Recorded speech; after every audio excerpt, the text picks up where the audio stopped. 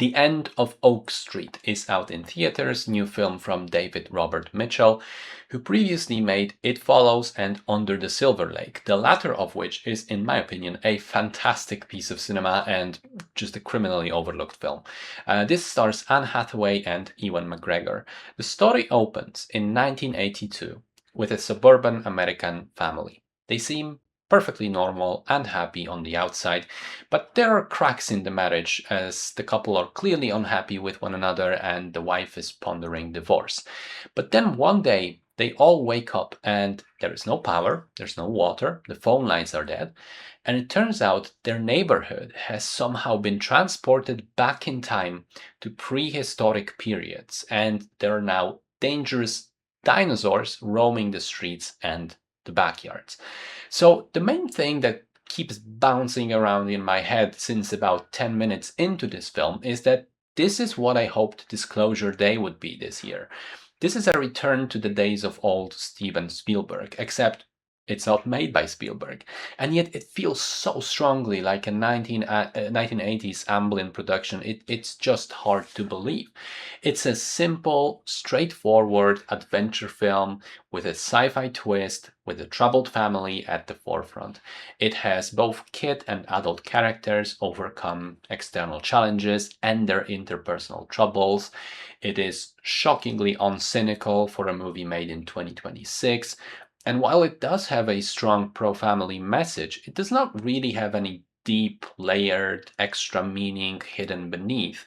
It does not have a political agenda of any sort. It's mostly just what is there on the surface. And that's completely fine. It's fine to have a simple entertainment movie like this one. It feels like E.T. or Indiana Jones or Jurassic Park in a way. And that last comparison is fairly obvious because dinosaurs. So I want to also say that it makes me incredibly happy that Hollywood finally realized they can make dinosaur movies other than just Jurassic World.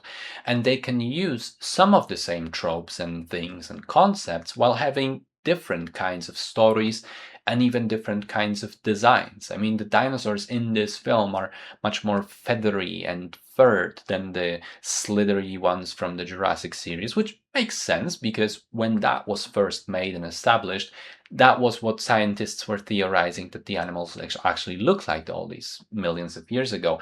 Now, with new knowledge we gained since then, there is really no reason to stick to those old designs.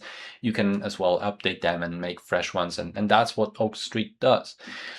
I liked that it is unexpectedly bold at one point in time, around the midway mark. I'm not going to spoil anything, but if you watch the movie, you will know precisely which shocking moment I'm talking about. I liked Anne Hathaway's performance. I liked the different set pieces, and I liked that the film doesn't feel the need to explain its premise too much. It's like, look, this happened. Nobody knows why or how exactly. Let's just put that to the side and have our story play out. There are flaws. I was badly surprised by how disinterested Ewan McGregor was in this movie, which is especially visible when he's right next to Hathaway, which is sadly most of the time. She is very emotive in it. He seems like he just woke up, which kind of takes you out of it in some of the more dramatic scenes. I would also say the kid is one of the dumbest fucking teenagers ever put to film, especially with his stupid little ineffective bow that he can't even hit anything with. I mean, he's just extremely annoying all the time, all the way through. But hey, he is a teenager, and it is that kind of a movie. I just accepted it as coming with the territory. Overall, I really enjoyed myself, though. Again, it's a very simple, straightforward film, not a piece of high art, but rather an entertainment product designed to have fun for an hour and 40 minutes. And at that, it is pretty solid.